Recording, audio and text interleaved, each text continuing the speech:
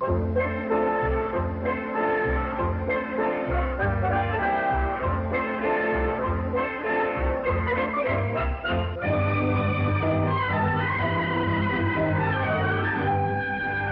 hundreds of years ago, in the land of Baghdad, lived a boy named Aladdin. He and his mother were very poor. So poor, in fact, that they often went hungry. Mother, is there nothing else for supper tonight? Nothing but this piece of black bread. Oh, how I wish your father were still alive. Now, who can that be? I'll answer it, Mother. At the door stood a tall, strange man. He wore a white turban of the purest silk. Why, hello. Aladdin, how are you, my boy? I'm all right, thank you. Who are you, please? Oh, who am I? Oh, I forget you've never seen me before. I am your uncle. My uncle? Yes, your Uncle Hamid. I'm a famous magician. Of course, the stranger wasn't really Aladdin's uncle. He was pretending. But why? Soon we'll know exactly why. Meanwhile, he performed feats of magic and showed Aladdin and his mother that he really was a magician. He made clouds appear and start raining. He clapped his hands and made thunder. Now, Aladdin, I want you to come with me on a very important journey. Where, Uncle? To the most secret part of the forest. They came to an underground cave. Now, my boy, deep down inside the cave, you will find a lamp. Bring it to me. Aladdin slipped down into the cave. Deeper and deeper he went. Finally, he came upon a lamp. An old, dirty lamp that looked absolutely worthless. Could this be what he wants? Suddenly, a strange feeling came over Aladdin. He felt that he must not give up the lamp, but keep it for himself. For a long time, Aladdin remained silent, refusing to give up the lamp. I'll seal him in forever. The magician intoned some mysterious words, and a huge rock fell into the entrance of the cave, sealing it off. Then he left, never to return. Poor Aladdin. He stood inside the pitch-black cavern holding the lamp and not knowing what to do. In the darkness, he stubbed his toe and fell heavily on the ground. Then, to his amazement, the cave was filled with light that flowed from a huge genie that appeared out of nowhere. You called, Master?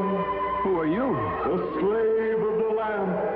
Whenever you rub the lamp, I appear to grant you your every wish. Rub the lamp? Oh, I must have rubbed it by accident when I fell. That is true, Master. Now command, and I obey. Aladdin's first thought was for his mother. My mother has worked hard all her life, O Genie. I wish her good things to eat and fine clothes and a comfortable home. Your wish is granted, my master. Come and see. In an instant, Aladdin was home again. Mother, I'm back. My son, look, a wonderful thing has happened. And indeed, his mother was now dressed in fine clothes and lived in a fine house. Suddenly, there was a sound from the street, the sound of royal music. Aladdin sprang to the window and saw the Sultan passing by in his carriage. And with him was his beautiful young daughter. For years, Aladdin had secretly been in love with her.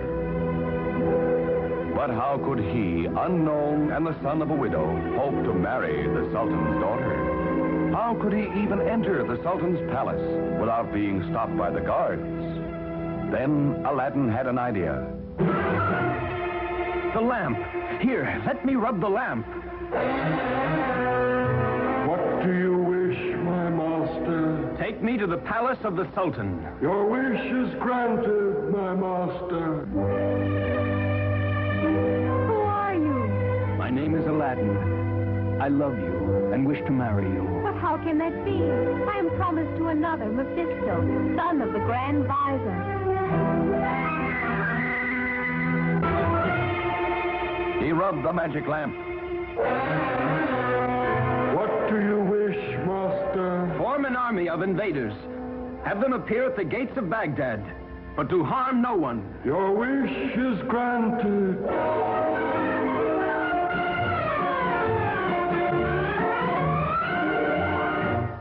The Sultan's daughter saw that Mephisto was a coward, but still she thought she should marry him. Next, Aladdin had the genie change him into a helpless old beggar. Please, Mephisto, I am starving. Help me. Help you? Get out, you lazy old man. And the Sultan's daughter saw that Mephisto was cruel, but still she thought she should marry him. Finally, Aladdin ordered the genie, in disguise, to tell Mephisto that the Sultan and his daughter had quarreled, and that she had been disinherited. Worthless woman. What good is she to me without her father's money?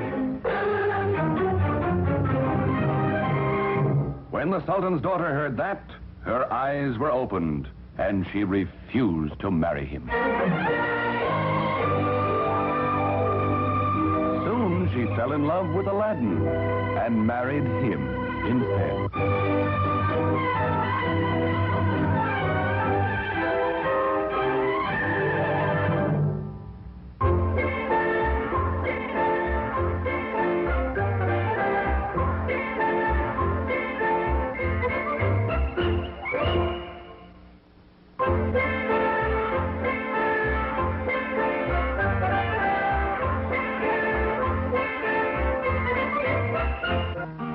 Come, listen to my story and listen to it well. I'll tell you of a great man who served his country well. His name was Daniel Boone, and he wore a coonskin hat, and his clothes were made of buckskin. Now what do you think of that?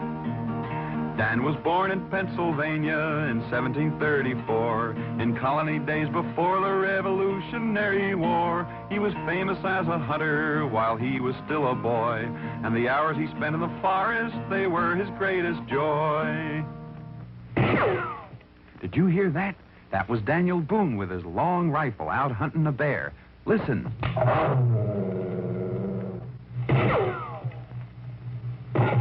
He got him. Daniel Boone shot that bear. That was when Daniel was only 15 years old. Yes, Daniel Boone was the greatest hunter and explorer this country ever had. Now, sometimes Dan hunted bears. And sometimes wildcats. And other times the timber wolf.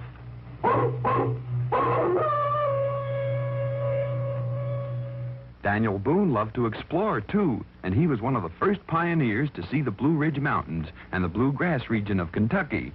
Oh, Daniel knew the forest, he knew the forest well, the mountains and the rivers and where the animals dwell. He was handy with a rifle and with a hunting knife, and he loved the open spaces, the cleanest kind of life.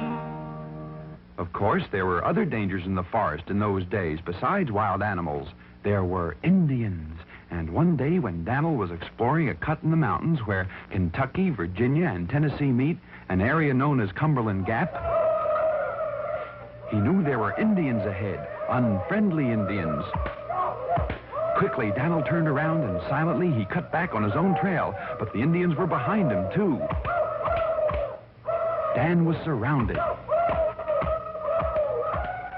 Dan fought like a wildcat, but the odds were just too great.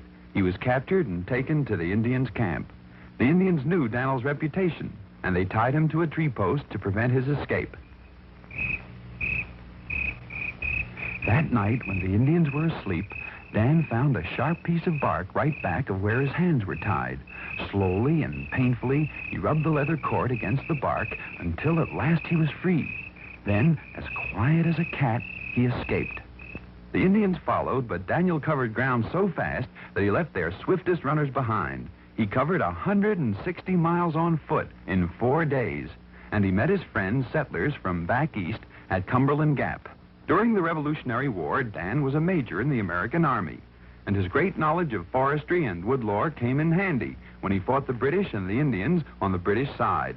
But he was friendly to many Indians because Daniel was a fair man to red men and to white, and he never used his rifle unless he had to fight. He didn't like big cities, he kept on moving west, and he helped to build our country and tame the wilderness. When the Revolutionary War was over, Dan kept heading west until he made his final home in Missouri. There he would sit under a tree during the day, and settlers and Indians came to him with their problems, for he was a man of great justice and simple democracy. His tree became famous as Boone's Judgment Tree. Often Dan sat under it and remembered his old battles and adventures, and he would fondly dream of his hunting days when he hunted the big bear and the savage wildcat and the wild timber wolf.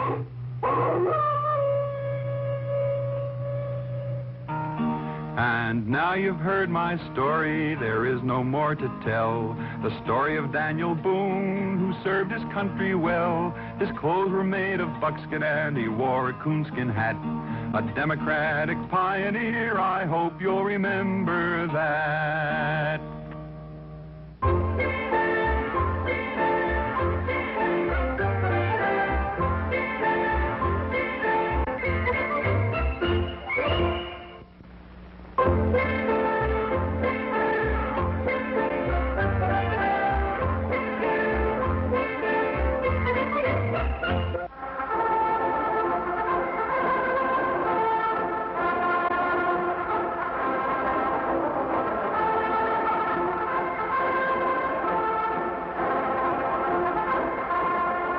Do you recognize that music? That's right. It was the trumpet, the king's trumpet. And here's a wonderful story about that music.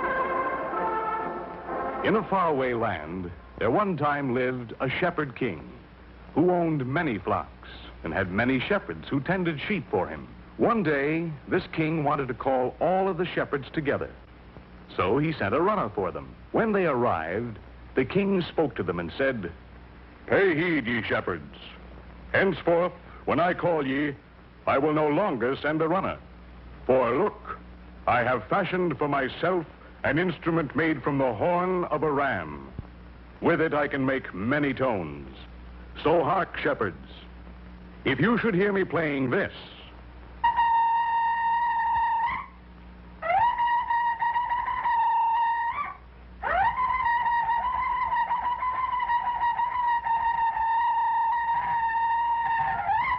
come home at once. This instrument we will call a shofar." Soon, each shepherd made his own shofar, and each made up his own call. They all made a set of calls so they could speak to each other.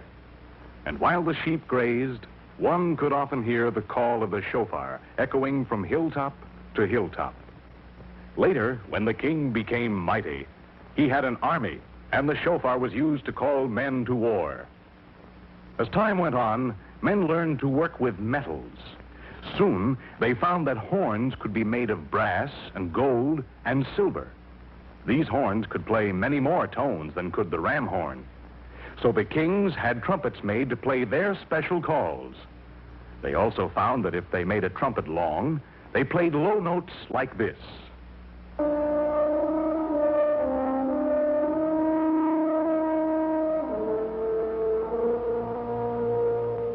And when they made the trumpet short, they played high notes like this.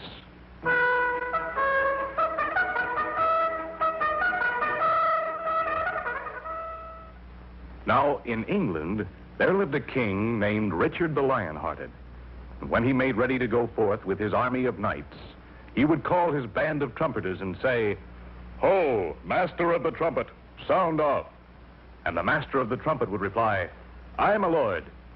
"Trumpeters, prepare. Sound the tucket."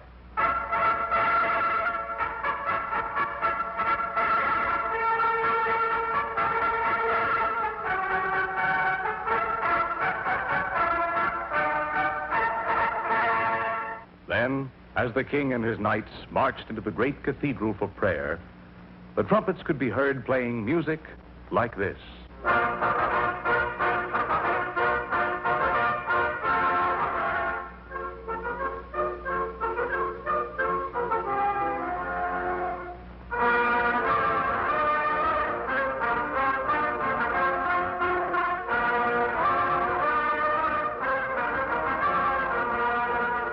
Early in the 18th century, a wise musician said, "We need many trumpets because each one plays only a few notes."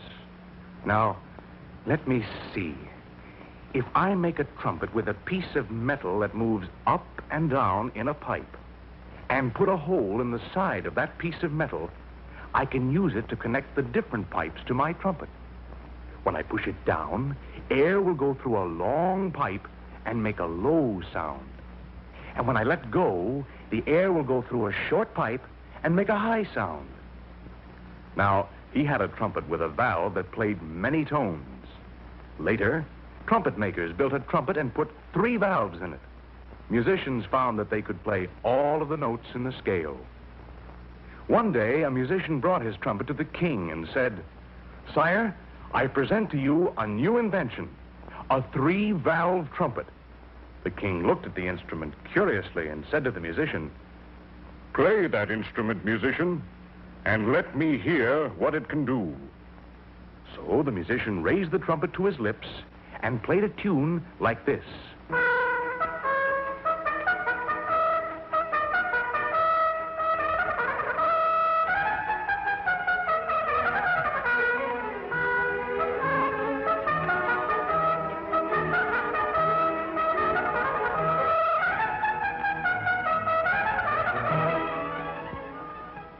The king was very pleased, and the musician was greatly rewarded.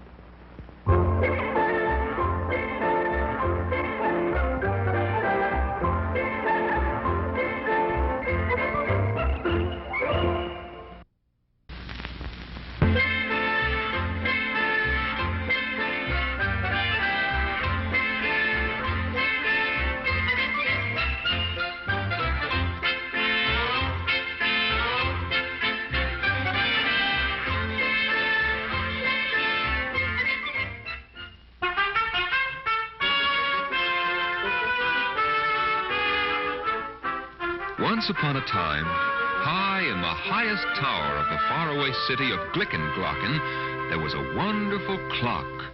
The numbers on its face were inlaid with precious jewels, and its hands were carved of purest ivory. And to mark every hour, one silver cock crowed.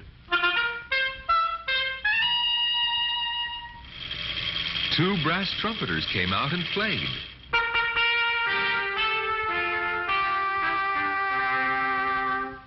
And a little golden angel sang. Dawn is here, time won't wait, the sun is rising in the heaven. Start the day, be not late, the hour is 7, it is 7. The people of Glickenglöcken were very proud of their wonderful clock. So proud were they that no one in the city had a clock or watch of his own.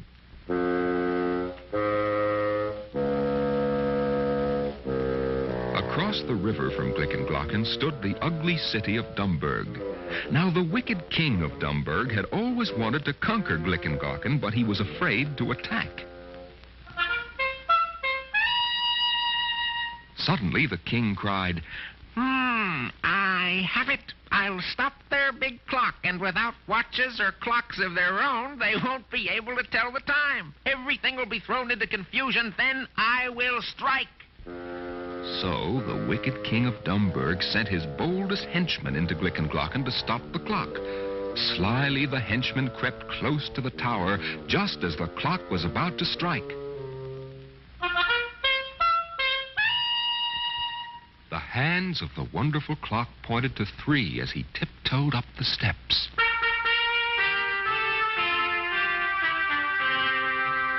Quietly, he took a big hammer from under his cloak. Listen all, hear the a shout of children running fast and free. School is out, school is out. The hour is 3, the hour is... The clock was stopped. Yes, the big clock was stopped. Its hands pointed to 3 and moved no more. Then, just as the wicked king of Dumburg had planned, all over the city of Glickenglocken there was terrible confusion. What time is it? What time is it? What time is it? What time is it? Should we work? Should we work? Or should we stop? Or should we stop? Should we open up the stores or close up every shop? Every shop. The wicked king brought his army to a high ridge just across the river, and there behind the hill they waited while things in Glickenglocken grew more and more confused. Is it late? Is it early? Goodness, what a hurly-burly. Is it early? Is it late? What's the hour? What's the date? Maybe it is time for bed. Get up quick and work instead. What has happened to our town? Everything is upside down. The wicked king cried, Now is the time! Over the bridge and Glickenglocken will be ours!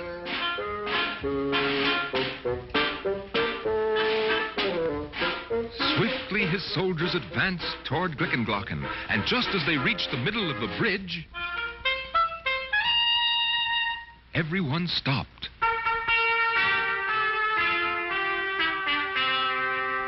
They looked up.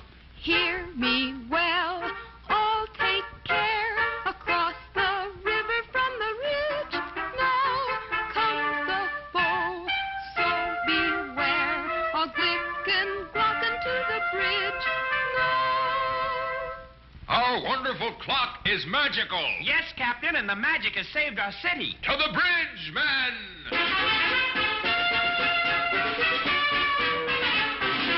The soldiers of Glickenglocken rushed to the bridge and drove the wicked king and his army back into Dumburg. And to this day, if you visit the faraway city of Glickenglocken, high in the highest tower, you'll see their wonderful clock. Its hands still point to 3, but every hour, by some strange magic, the one silver cock crows. 2 brass trumpeters come out.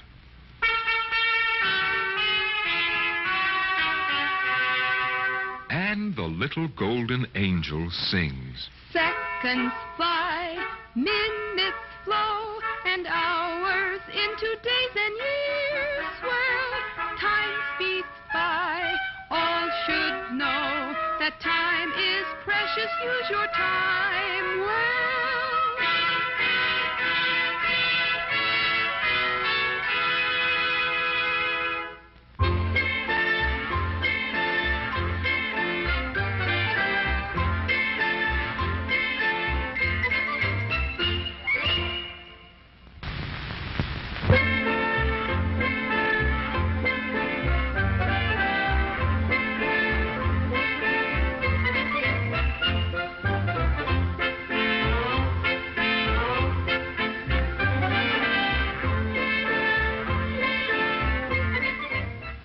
In Spain, in the town of Carambasuvel, lived the bravest matador of them all.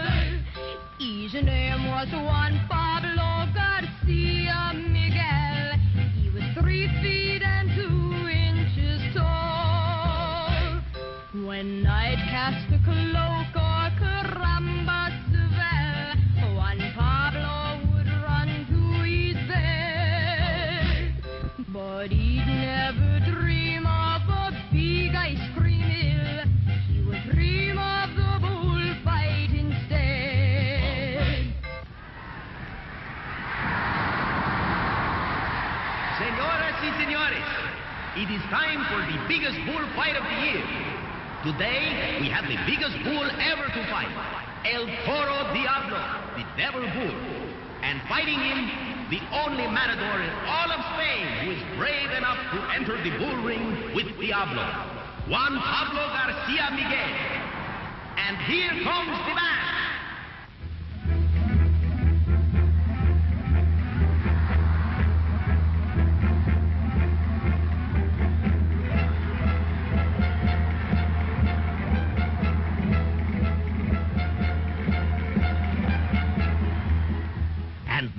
for the big fight, pitting El Toro Diablo, weight 2,452 pounds, 6 feet 8 inches tall, if you do not count his horns, which are 3 feet long, and the brave Matador, Juan Pablo Garcia Miguel, weighing 53 pounds, 3 feet 2 inches tall, if you do not count the act, which is 4 inches high.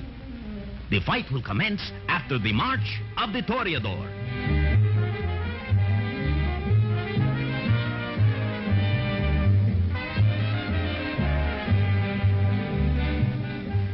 Señores y señores, it is time to start the big fight.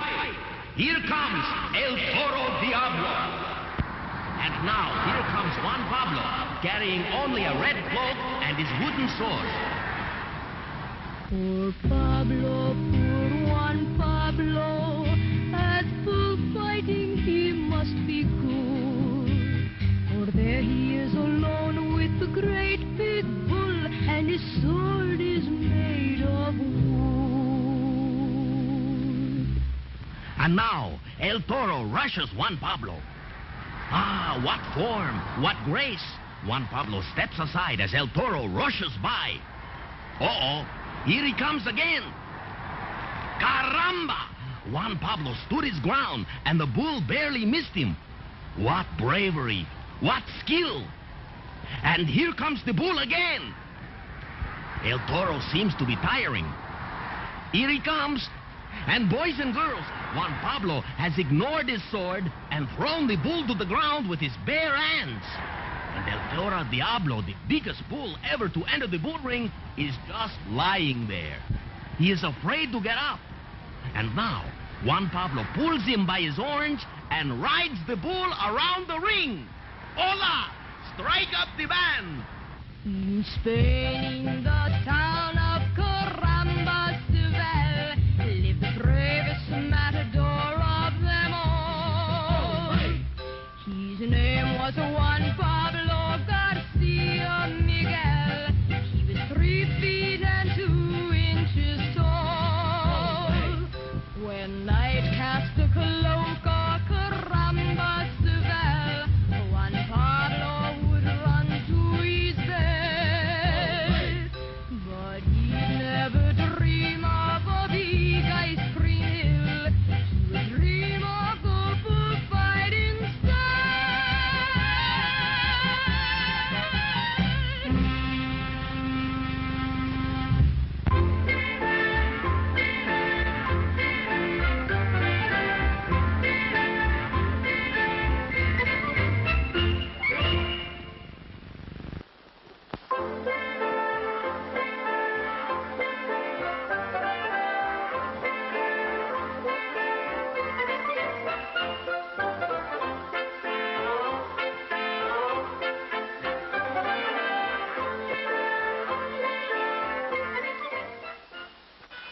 A long time after God had created the world and made man and all the animals and birds, he noticed that people were no longer kind to each other and that they didn't obey God anymore. So he was angry. But God did see one man in the world who was kind and good and who obeyed the Lord's word. This man was Noah. So God appeared to Noah and he let him hear his voice. And the Lord said, "Behold, I will cause it to rain upon the earth 40 days and 40 nights. I will bring a flood the earth to destroy all flesh, and everything that is in the earth shall die."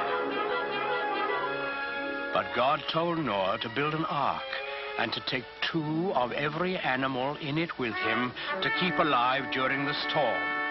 And when Noah had heard God's voice, he was grateful, and he set to work right away to build the ark. This was a great boat with many, many rooms in it. When Noah finally finished it, he went out into the fields and woods, for he had to talk to all kinds of animals and birds. He talked to the lion and the wild horses. He talked to the pigs in the barnyard and the elephants in the jungle and the cute little kittens in his own house. Noah talked to all the animals on the face of the earth, even to the doves, cooing in their nests.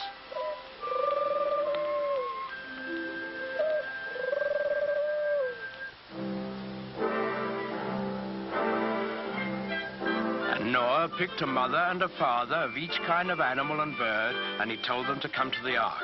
Well, when they were all gathered there, you can imagine what kind of a noisy crowd poor Noah had on his hands.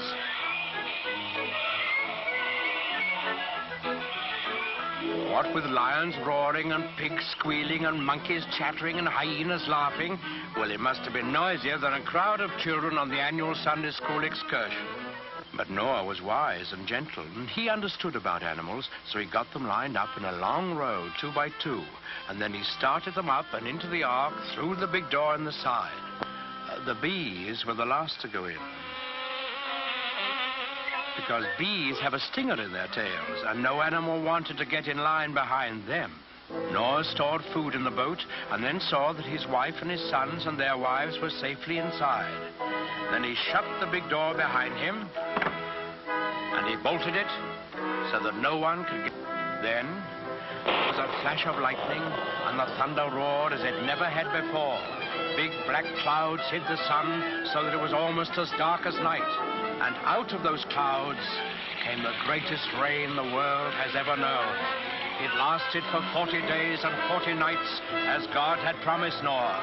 All the land was covered with water, and not a house or a living thing remained anywhere.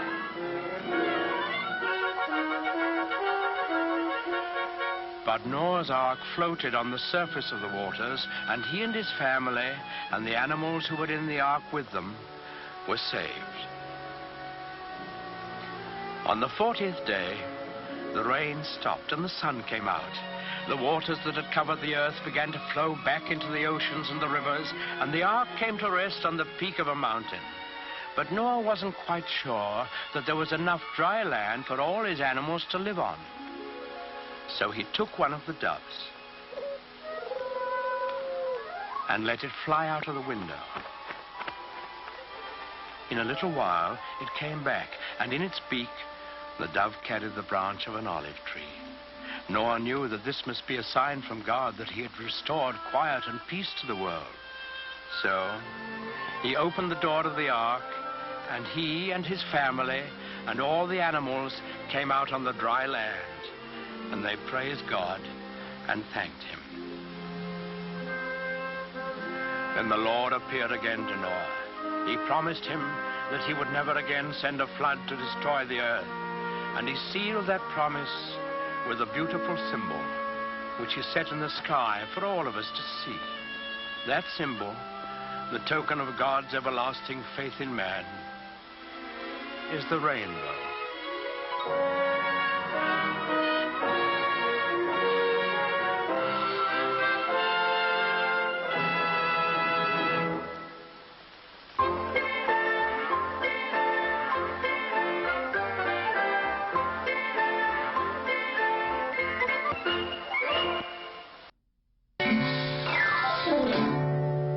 Panchito, Panchito.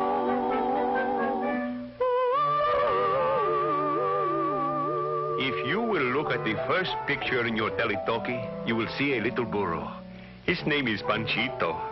He's the little fellow with the big ears. One little chicken, she clucked. The little goose, he honked. And the little pig, he squealed. But when Panchito tried to bray, out came nothing. He tried and he tried, but no hee-haw. And right away, the little animals made up a song about him. Panchito, he is a good little burro, but he cannot bray. Cannot he, cannot honk, it is awful. Panchito, the gooses and geeses, their nephews and nieces all say. What a shame, such a shame. Too bad for the parents of little Panchito. Panchito has ruined their name. Panchito,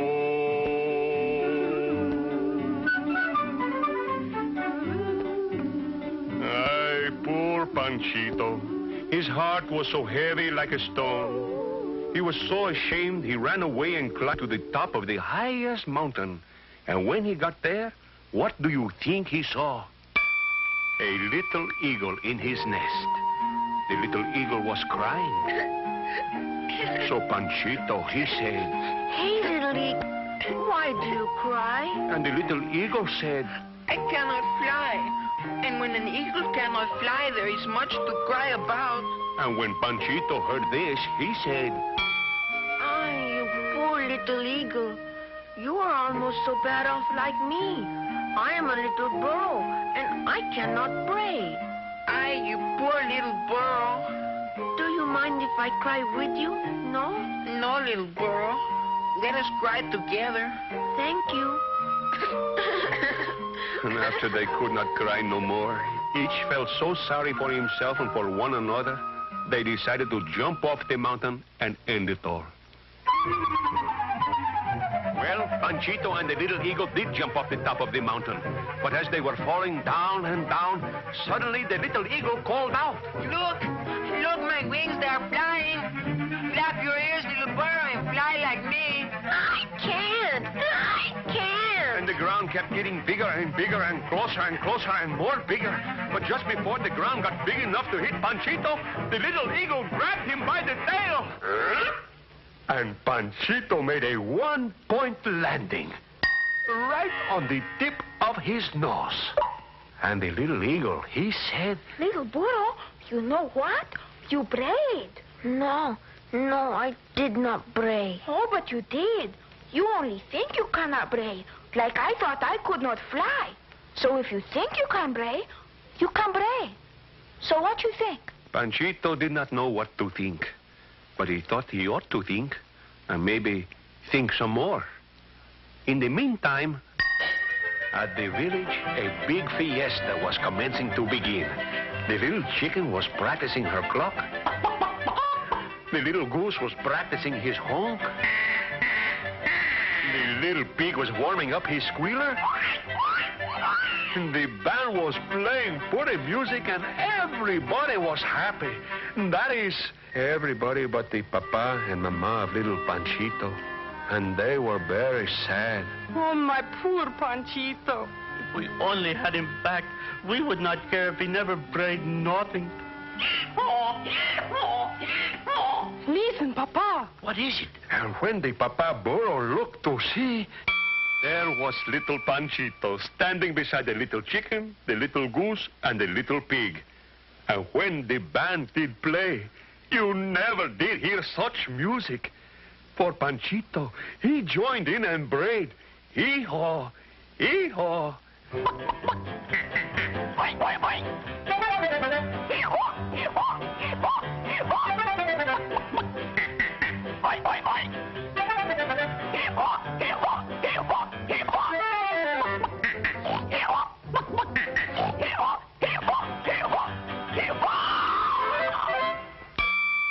And now little Panchito makes the biggest and most beautiful hee-haw in all Mexico.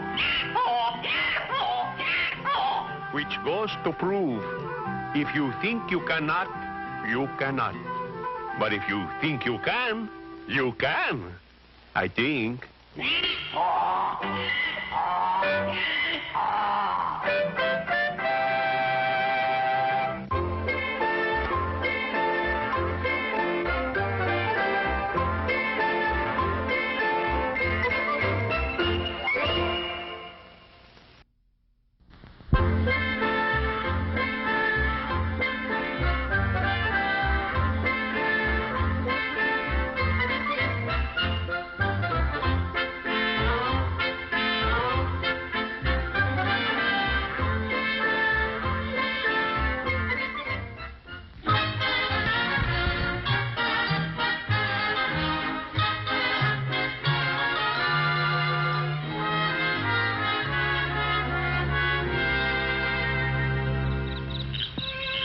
In the forests of the South lives a quiet, friendly little animal with a sharp nose and a long tail called the possum.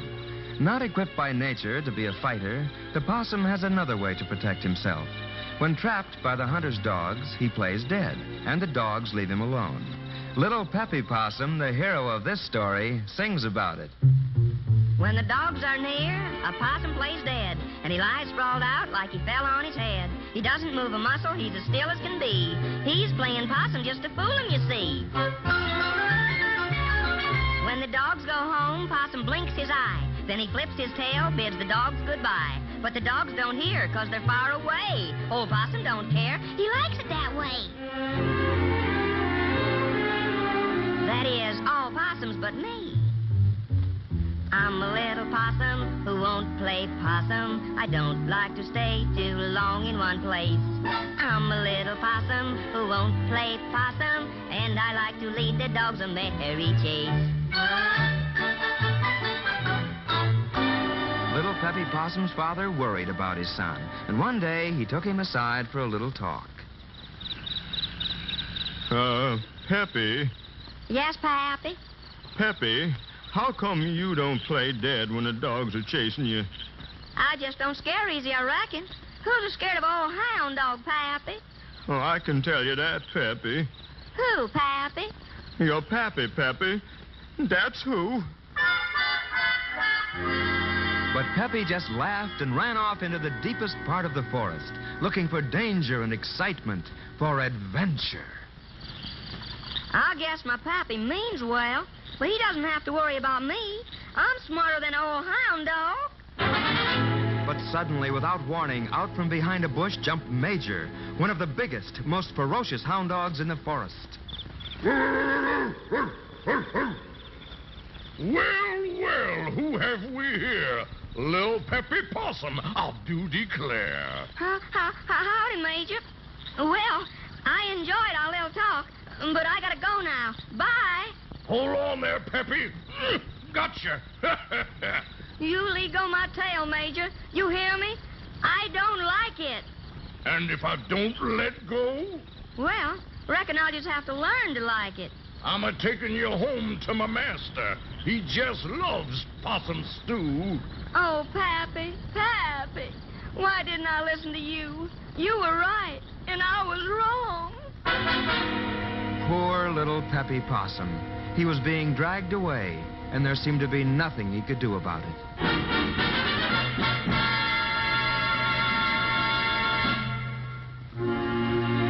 Old Major, the hound dog, was dragging poor little Peppy Possum to his master's house. Peppy, not wishing to become the principal ingredient of a possum stew, decided to do something about it. He relaxed all his muscles, which made him heavy and hard to drag. Here now, how come you're so heavy all of a sudden? Don't you go to sleep now. I know your possum tricks. No, Major, I'm not asleep, but I am sleepy. And before long, I'll be sound asleep. And then I'll be so heavy, you'll never be able to drag me. Never, huh? Never, unless you listens to what I got to say. I got a plan. Now, about a half mile from here is a little old brook full of nice, cold water. Nice, cold water, huh? That's right. You go and get some, then bring it here and throw it on me. That'll make me wide awake, and then you can drag me home. How do I know you won't run away? You don't. Then I'm not going. Well, in that case, I better get on with my sleeping. Wake up, Peppy. You wake up now, you hear? If you go to sleep, you'll be too heavy to drag home. I'll do what you want. I'll go get the nice cold water. As soon as Major left, Peppy, who wasn't sleepy at all, of course, climbed up to the top of a live oak tree. Here he waited until Major returned. Hey, you, Peppy Possum, you come right down out of that tree. I've got you some nice cold water. I sure am sorry I caused you all this trouble, Major. But I don't need it anymore. Oh, Peppy, you make me tired. Tired, eh? then throw the cold water on yourself. I feel fine. This little possum was sure scared today, and I thank my stars that I got away. Dogs chase a possum, it's their nature too, so a possum's gotta do what he's gotta do. Oh, I've learned that dogs are something to fear. When they're around, I'd better stay clear, or else I'll play dead as my pappy advised. Playing possum's not bad, I just realized.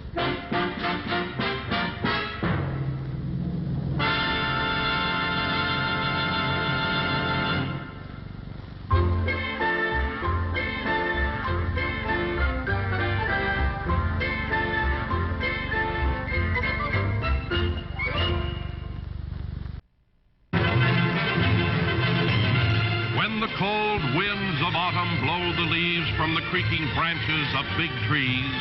Then winter is on its way.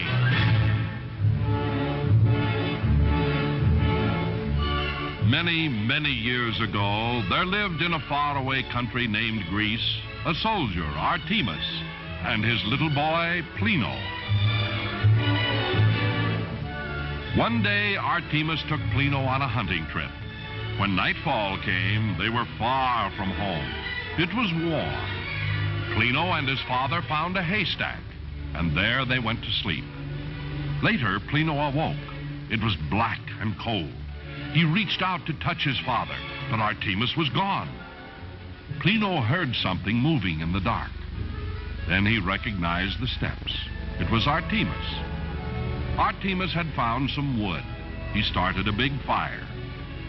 "Lad," he said to Plino, "we've been caught by winter." Plino moved close to the fire. He thought for a moment. Then he asked, "Why, Father, is it not always summer?" "Well," Artemis said, "I'm not sure I know exactly, but there's an old story. Get in closer to the fire and I'll tell you."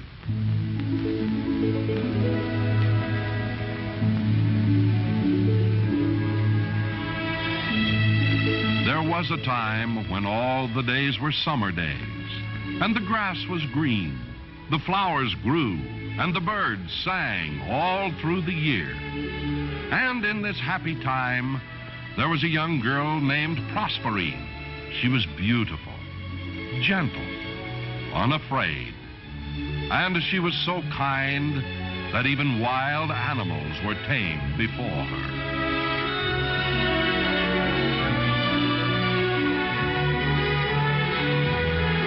One day, Proserpine wandered far from her home into a strange valley.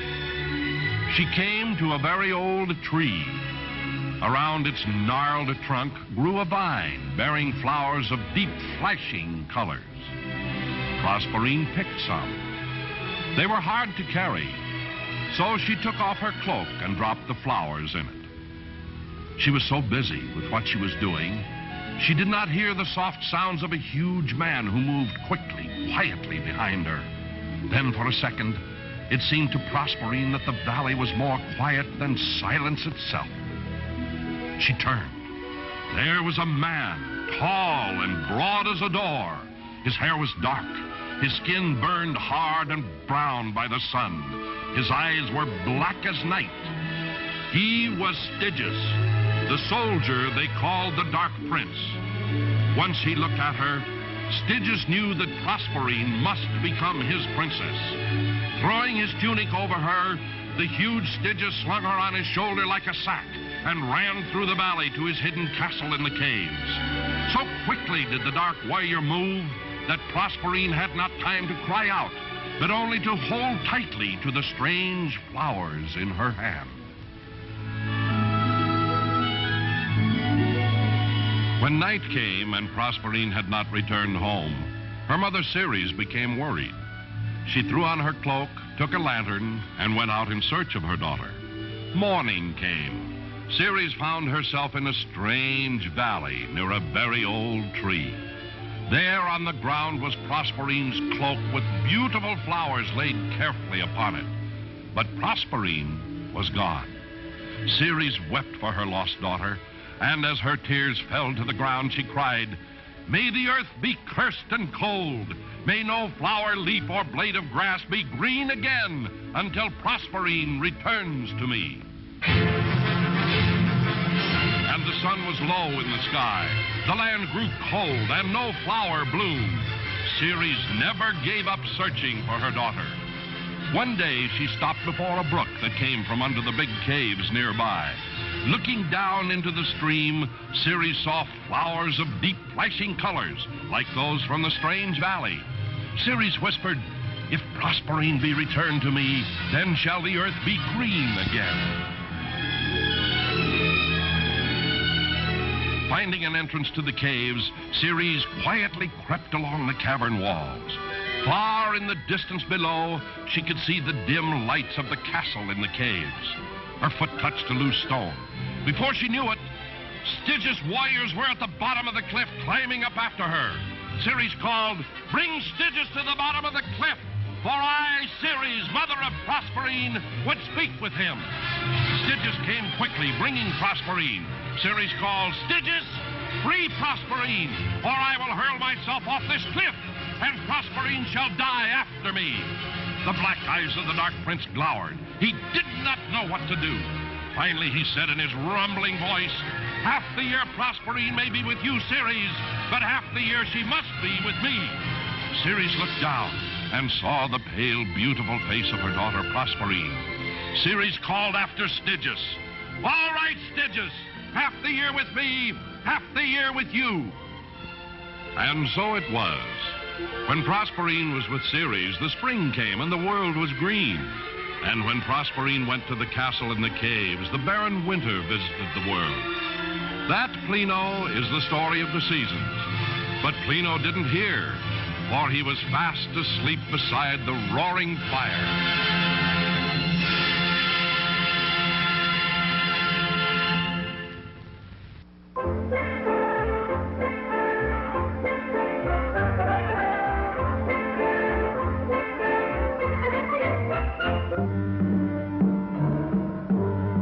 Our story begins in the ancient country of Persia, in the city of Baghdad. One day, a porter carrying a heavy load stopped to rest near a beautiful home. He looked at the splendid house and said, "How is it this man has so much and I have so little? Why is he so fortunate and I so unlucky?" The porter did not realize someone was at the window above him. "Bring me that man." Two servants seized the frightened porter. "But I didn't mean any harm. Please, where do you take me?" "To the greatest sailor of all time, Sinbad. He would speak with you." So the poor porter was brought before the owner of this fine house, Sinbad the sailor. "Spare me, O master." "Do not be afraid, my friend. I heard your remarks as you rested, and I would like to tell you a story. A tale you will never forget. Please be my guest and feast with me while I tell you of my adventures. As a young boy, I was very poor, but I was determined to search for my fortune. I decided on a sailor's life and signed on as a deckhand on the Golden Fleece. She was the most beautiful and fastest ship that ever outraced a pirate craft. I sailed for many years, learning the business of shipping and trading, waiting for the day when I would own my own boat. One day, we were caught in a typhoon and blown far off our course. A giant wave washed me and two companions overboard. We clung to a log for a while, but soon we were separated in the storm. Then, night fell over the violent sea. I swam until I found myself on a strange beach. Confused and frightened, I wandered into the jungle and became lost. Finally, I dropped from exhaustion. Suddenly, I was no longer moving. The raft had stopped. Then I saw why. A monster 20 feet tall had grabbed the raft and was lifting me up in the air. He had one huge eye, large ears, and an ugly mouth. The hideous creature paralyzed me with fear, for I expected to be killed at any moment. The beast took me to his nearby cave and dropped me into a cage, and I saw what my fate was to be. There, tied to stakes, were my two shipmates. The monster was going to cook and eat them. I couldn't see any way of escape. My only hope was to distract the giant somehow. Then I thought of the jewels. While the beast gathered wood for our barbecue, I fashioned a string of dazzling gems. When he returned, I dangled them to attract his attention. The flashing almost hypnotized the monster. He opened the cage door and grabbed the tantalizing jewels while I slipped out. Quickly, I freed my friends, and we ran for the river in my raft. The eye of the creature was only interested in the sparkling toy, which he had now placed about his neck. But we didn't know how long that would be. Just as we reached the ocean, we heard the roaring of the monster as it came crashing through the jungle, looking for his runaway dinner. He saw us and started wading out faster than we could push away. The jewels sparkled as he moved. Just as he was about to grab the raft, a great shriek stopped him. As he looked up, the rock had missed the jewels and had seen them sparkling on the giant. The battle was on. While the two monsters fought, we frantically pushed far out to sea and drifted away with the current. The next day, we were picked up by the Golden Fleece. I had enough jewels to make the entire crew wealthy. I was able to buy my own sailing ship and prospered as a merchant and trader before I settled here in this home. And so, friend, you see, I earned my fortune in a great adventure. For listening to an old man's story, I present you with a gift. The wealth this jewel will bring you will remind you of the famous Sinbad the Sailor.